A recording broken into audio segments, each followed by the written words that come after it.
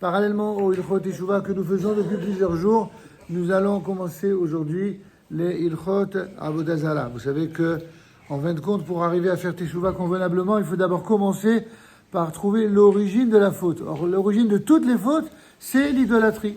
Et nous allons apprendre au fur et à mesure, ici nous allons apprendre que la première halakha, bien sûr, que la notion de l'idolâtrie va être exposée donc dans ce premier chapitre comme étant une erreur fondamentale qui est à l'origine même de l'idolâtrie, qui va montrer comment cet égarement originel des hommes va entraîner à sa suite plusieurs glissements qui finiront par amener au culte des astres et des étoiles.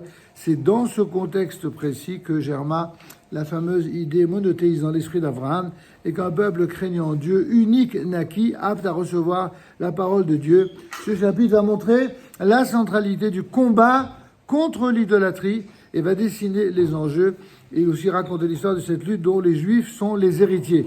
Il sert donc d'introduction générale aux lois relatives à l'ensemble de ce qu'on appelle l'idolâtrie. Au temps de Hénoch.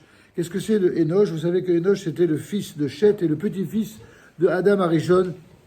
Il s'agit donc des premières générations de l'humanité.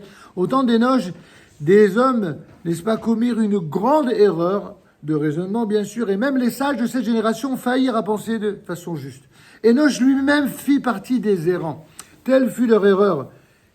Ils se sont dit, étant donné que Dieu a créé des étoiles et des sphères célestes pour régir le monde, qu'il les a placées dans les hauteurs en leur faisant honneur et qu'elles servent comme ministres devant lui, il convient de les louer, de les glorifier, de les honorer. C'est assurément là la volonté de Dieu, béni soit-il, que l'on glorifie et honore ceux qu'il a lui-même glorifié et honoré, tout comme un roi désire que l'on honore les serviteurs qui se tiennent devant lui. Mais aussi les honorer revient donc à honorer le roi.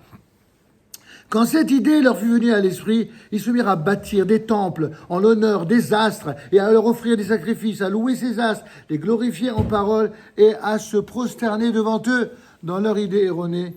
Ils pensaient ainsi accomplir la volonté du Créateur. Telle fut donc l'origine de l'idolâtrie, nous dit Maïmonide de Rambam, et telles étaient les croyances des premiers idolâtres. Ceux qui connaissaient les fondements originels de l'idolâtrie, ils n'affirmaient donc pas qu'il n'existe pas de Dieu. Ils croyaient en Dieu. Si ce n'est que telle ou telle étoile était tout d'un coup l'expression de la divinité pour eux.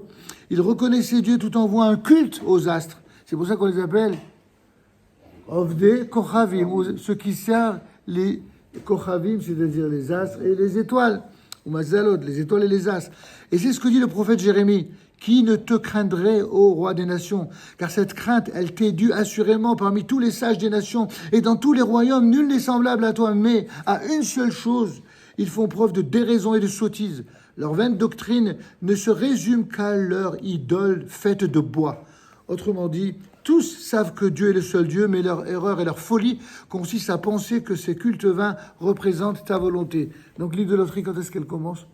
Lorsqu'on interprète la volonté de Dieu, et qu'on décide que la volonté de Dieu, c'est sa volonté à soi. Ce fut la première erreur des idolâtres. Nous continuerons les Hashem chaque jour. Les